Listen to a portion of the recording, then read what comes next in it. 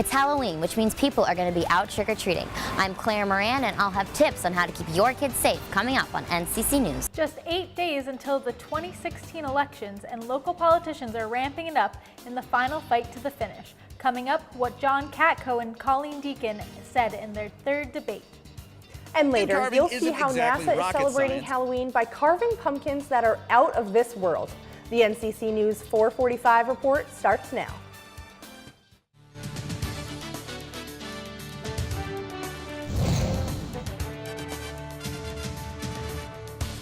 It's Halloween. People are celebrating, dressing up, and getting ready for trick-or-treating. Good afternoon, I'm Kate Capodanno. And I'm Megan Mystery. Families want to make sure their kids are safe when they go out tonight, and recent clown sightings have added a little extra fright this year.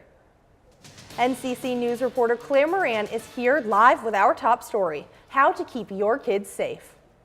So police say you should teach your children about stranger danger, which will help them avoid the clowns. But I talked to some parents who are still concerned.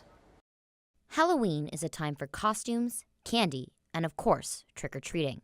In light of the recent clown sightings, some parents say they will be more aware when going out with their children tonight.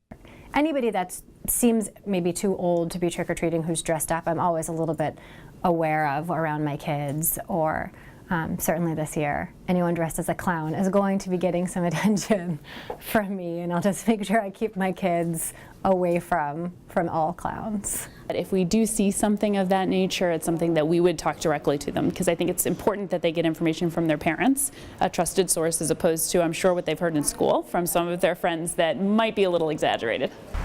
The Onondaga County Sheriff's Office has some tips for parents. They said when choosing your child's costume, make sure that it fits well so they won't trip over it. They also said that masks can obstruct a child's vision and that face paint is a safer choice. Police also said that your child should carry a glow stick or flashlight. They say you can also attach reflective tape to costumes. Children should not eat candy until an adult has inspected it. The sheriff's office says parents should throw out any unwrapped or suspicious candies. Trick-or-treater Coleman is dressing up as Patriots player Rob Gronkowski this Halloween. He says that what he does to stay safe on Halloween is just stay with my mom. State police are also working to keep kids like Coleman safe tonight, and officials announced stepped-up drunk driving patrols this weekend, which will continue tonight. Great, Claire, that was some awesome information. Thank you. Raven Haven Haunted House in Liverpool burned to the ground 2 years ago, but with help from the community, the Dombrowski family rebuilt and reopened the popular attraction. The decision to rebuild came after a little girl from the neighborhood offered up her piggy bank to help with the rebuilding effort. Before that, the Dombrowskis had no intention of keeping Raven Haven going. Now, 2 years later, the new haunted house is ready for visitors. Raven Haven is open tonight starting at 7. Admission is free for everyone. More than 1,000 people gathered today to pay their respects to the state trooper killed while on duty. The funeral for Timothy Pratt was held in his hometown of South Glens Falls. Governor Cuomo came to St. Michael's Church to attend the funeral. Pratt died Wednesday morning in Wilton after being hit by an SUV. He was helping a trucker on the side of the highway when the SUV crashed into him. He was a 30-year veteran of the force. The I81 project will have a significant impact on local residents, commuters, and businesses, and the State Department of Transportation wants to hear local opinions. That's why today, 2 new open house sessions have been announced, meaning there are now a total of 8 sessions you can attend. These meetings allow the community to ask questions and voice concerns on the remaining options to either rebuild the elevated highway or reroute traffic on 481 and create a ground-level boulevard through the city. And new allegations surfaced this morning accusing Cayuga County DA John Buttleman of withholding evidence in 15 criminal cases, a practice that, if true, would remove him from office. The accusations come from a former assistant DA who claims he was fired after calling out Buttleman for this practice. Buttleman denies these claims. He says unethical conduct was the reason behind the former assistant's firing. And the 2016 election is just over a week away, but Representative John Catco and Democratic challenger CatcoDeacon have full schedules for the final days of this race. The two appeared today in their third of 5 joint media appearances. They spoke with the Syracuse Post-Standard for just over an hour. The discussion was live streamed on Facebook, allowing viewers to ask questions and comment during the event. Catco continues to hold a double-digit lead over Deacon in recent polls. Another race you'll see on your ballot next week. Senator Chuck Schumer facing off against Republican Wendy Long. The two candidates appeared in their only debate last night. They covered many topics important to New Yorkers, even discussing FBI Director James Comey's decision to reopen the investigation into presidential candidate Hillary Clinton's use of email as Secretary of State. Mr. Comey first ought to make them all public, and second, he owes not only Secretary Clinton but the American people an explanation for what appears to be an appalling action. But remember, Director Comey in this situation is the police. He's just supposed to be gathering the evidence. Schumer, a three-term senator, is expected to win the race, polling with a 45-point lead over Long. The trials of two former Chris Christie aides involved in the 2013 George Washington Bridge lane closures are quickly coming to an end, and trial testimony is reaching across the bridge to New York, saying Governor Andrew Cuomo helped cover up the scandal. A new report from the New York Times details Cuomo's possible involvement, playing up the close relationship between the two governors. Despite these allegations and previous scandals involving former Cuomo staffers, the governor's approval ratings remain at a high of 57% as he continues to campaign for Democratic state Senate candidates. And several reported robberies and car break-ins on the streets near Syracuse University recently have put local residents and university officials on edge. SU's Student Association is working with local officials to have security cameras placed on the streets near SU. The organization will place 8 cameras along Euclid Avenue, and the other 41 will be spread out along other streets in need of more surveillance. The first 8 cameras should be up and running by May of 2017. The president of SUNY Oswego wrote a letter to students today telling them of a reported sexual assault over the weekend. President Deborah Stanley says the alleged assault took place in a residence hall. She says the school and state police are working together on an investigation.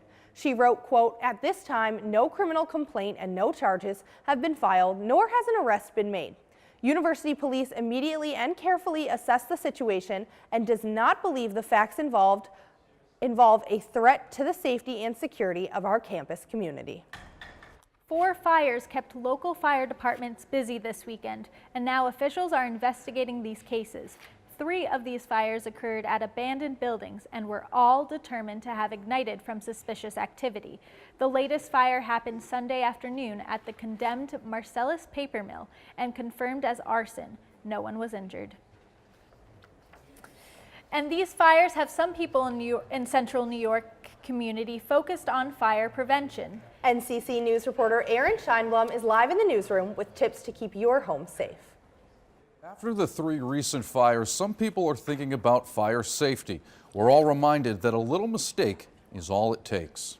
Syracuse fire officials fortunately report that there were no major injuries in either of the 3 fires over the weekend, but it provided an excellent reminder how people should best be prepared. I spoke with the Liverpool Fire Department and some local Syracuse residents to remind us how to best protect ourselves from fires in our homes. What they should have is an escape plan from their home and have at least 2 ways out of the residence, whether it's an apartment, whether it's a home. So your fire safety plan is? Down the stairs and out. Yes, down the stairs. And when a simple plan seems like an obvious plan, fire officials recommend thinking a little more outside the box. There's really only one way out of the house. Yeah. They have windows.